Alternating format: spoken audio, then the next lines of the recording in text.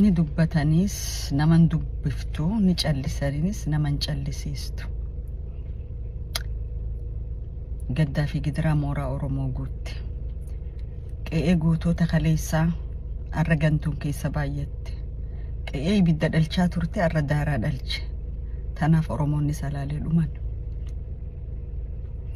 ilmi namaa haga gabbee akka horii qalamu ilmi namaa gaafa qottuu fi ableedhaan halaalchamu saba Oromoo guutuutu jiruudhaan du'e jechuudha. Sabni tokko hoggaa jiruun du'e horteessaa akkana godhanii jechuudha. Haadha Oromoo irraa yoom imimmaan qoora jennee wal gaafanne ummata tokkoomee fi ummata nama mataa walitti isa qabu jabaa qabuutu gidira akkana keessaa ba'a.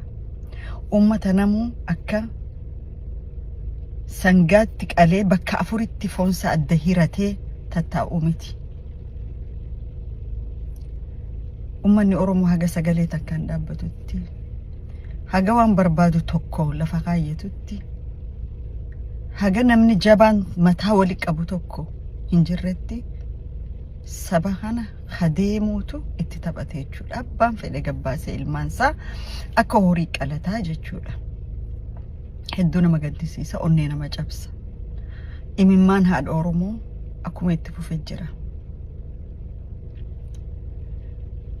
Mooraa Oromiyaatii fi biyya Oromiyaa guutuu keessa ka guutee jiru nyaapha. Bofa afaa jalaa qoree dhoqqee keessaa to'ate odoon agarreerra ajjettee sidirtu jechuudha. Nyaapni warra mootummaa keessa jirra ifiin mootummaa harkaa qabna ifiin jiru keessa jirus nyaapni warra qabsoo gaggeessine jiru keessa jirus nyaapni Oromiyaa guutuu keessa jirus bifa qindoominaatiin akkamitti deemee akka saba kana balleessaa jiru mallattooleen nama agarsiiftu ni jirti jechuudha. Oromoon gattaa'ee maaltu bade maaliin sirreeffachuu qaba kara kamiin waa dabe ji'ee laallachuu hin dandeenye. Oromoon akkuma uumaa wayii tokko girrisee deema. Garuu gaafa hoolaan gaafa samii qalan arkaa akkuma ja'an san akka tokko tokkoon hoggaa gabbaanii akka daa'imman keenyaa kana qalaman samii arku jechuudha.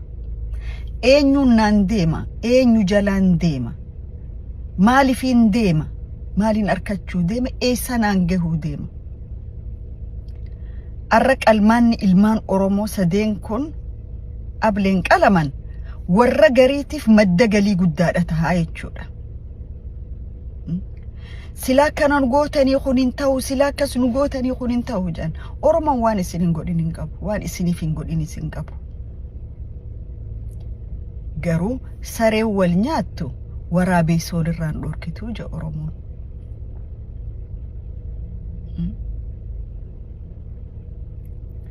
Ummata Oromoo yookaan Oromiyaa walaba goona sabni Oromoo kun haa badee hangi hafe walabummaa sanaa arkuu jedhanii itti himu. Yookaanoo biyyuma tana suphinee wali qoqqobbinee akkanuma tirsinee wajji jiraannaa jedhanii itti himudha.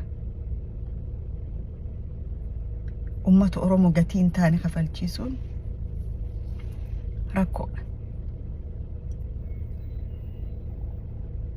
Waa hedduullee dubbachuun barbaadu katti dubbataniitu hin jirre. Ummanni Oromoodha sagalee walii tahaa. Wanni arra ona salaalee ta'e tokko tokko Oromiyaa ta'uuf ta'a. Shaashamannee ta'uuf ta'a, Asallat ta'uuf ta'a, Goobbat ta'uuf ta'a, Dirree Dhawaa ta'uuf ta'a, Ciroo ta'uuf ta'a,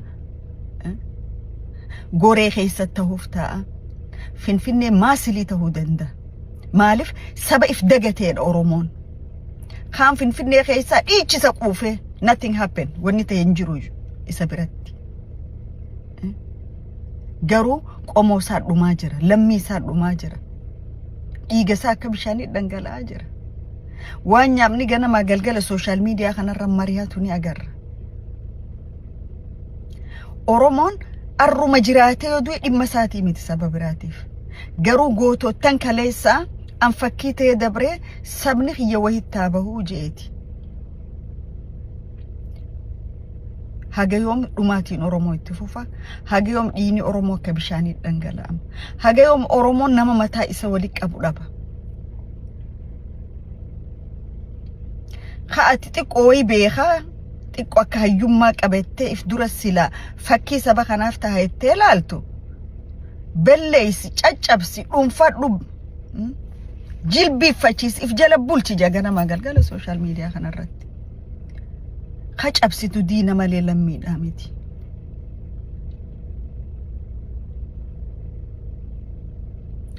oromoon akka callee citteetee jira amma keessatti bittinnaa'ee jira kana ka godhes qaamota fedhii dhuunfaatiin deemuutu godhe for their own interest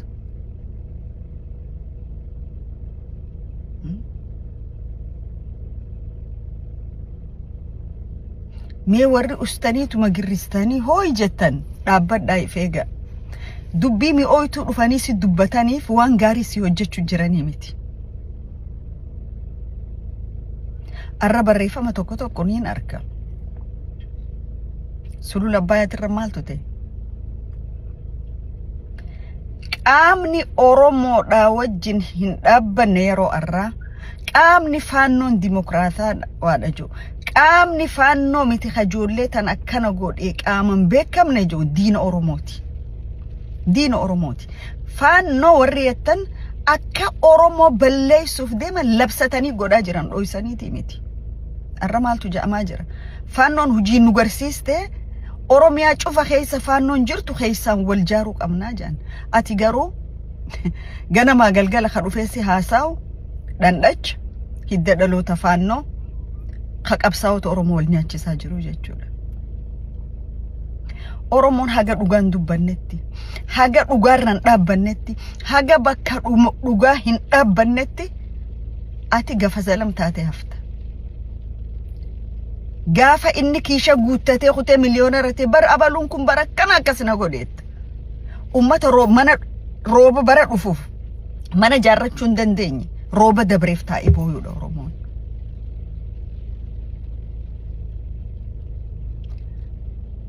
waan jarri faannoo kun arra godhaa jiran ganna sadii dura tilmaamne katti arrafamneef hissani ka ittiin maqaa nu balleessaniif hissani maaltu tahaa ture Suudaan irratti faannoo faana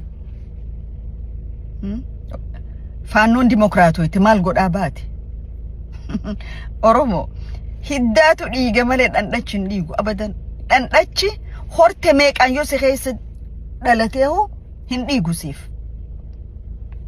garuu dhiigni kee bakka fedhe yoo dhalate siif dhiiga jechuudha bakka fedhe yoo dhalate dhiigni kee siif dhiiga warroottan arra faannoo dimokraatoytu ja'antun gaafa fedhii isaanii galmaan gahatan gabbahanii Itoophiyaa diigoomsarraa hambifne akkuma Birhaanuu Naggaa haala oromoon itti deemtu kana dura dhaabbachuuf hin qabsoo seenee jee obboleessi Itoophiyaa faannoo dimokraatoytuuti sanuma mirkaneessaa jira jechuudha kanaaf oromoon walii dirmadha oromoota salaaleetiin ijoollee ilmaan tuulamaatiin isiniif jirra jaan akkuma gaafa daangaalee oromiyaa cufarratti oromoo miidhamaa ture sagalee tahaa turretti sagalee haa taanu waan dandeenyuun cinaa haa dhaabbannu haawwan keenya faca'anii jiran daa'ima xixiqqaan akkatti jiru ni agarra haa waliif dhaabbannu haa waliif hadoonnu foon ifana doonne foon karkarroo qofaa ija oromoon tanaaf sagalee haa walii taanu